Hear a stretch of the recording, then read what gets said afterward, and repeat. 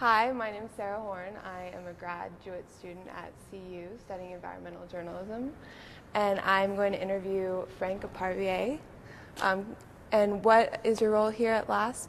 I'm a research scientist at LASP, part of the University of Colorado, and I study solar variability and how it affects the Earth and the Earth's atmosphere.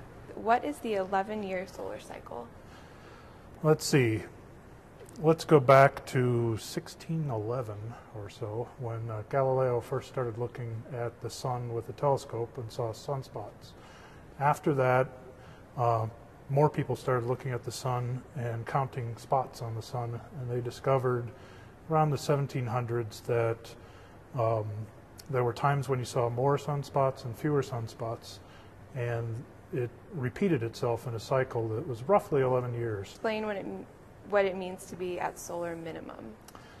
At solar minimum is a time when the sunspot cycle has, is that a minimum?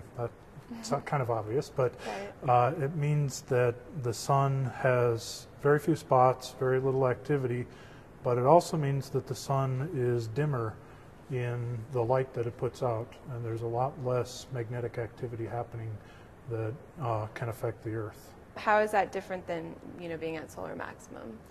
At solar maximum, the sun is much more complex. There are a lot more spots.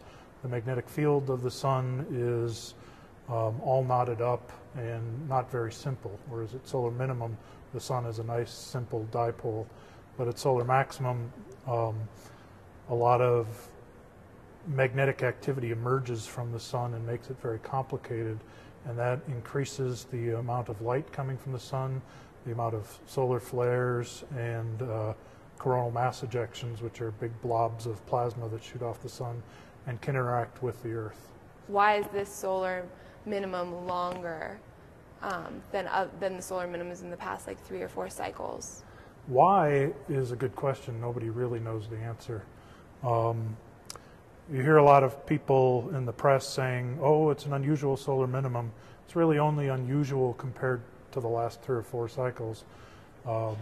If you go back 100 years, which is a really short time for the sun, and the sun's been around for 4.5 billion years, and 100 years is just 10 solar cycles or 8 solar cycles, that's not very much.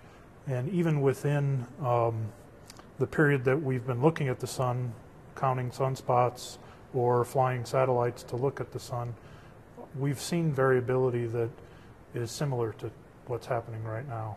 We're within the range of normal variability. It's just different from recent past, and I guess human memory is pretty short.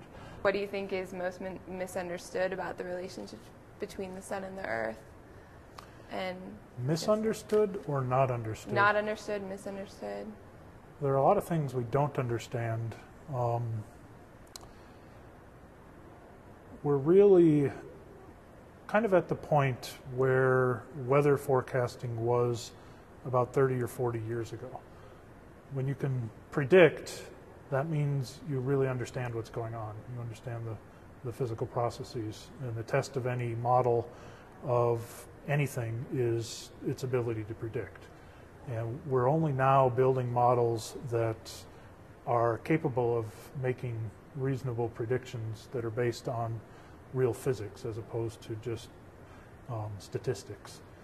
And they're not doing very well at the moment because there are a lot of unknown parameters all over the place that we can adjust to try to get a good answer. I think that in the next 10, 20 years, we will be able to constrain those models with better measurements, with all the different satellites that we're launching to observe the entire chain from the sun to the Earth. And we'll be able to, along each step, constrain what the physics is really doing to make the model better, to be able to make appropriate predictions. Thank you, Frank, for sitting and answering questions. We My appreciate pleasure. your time. My pleasure. Thank you.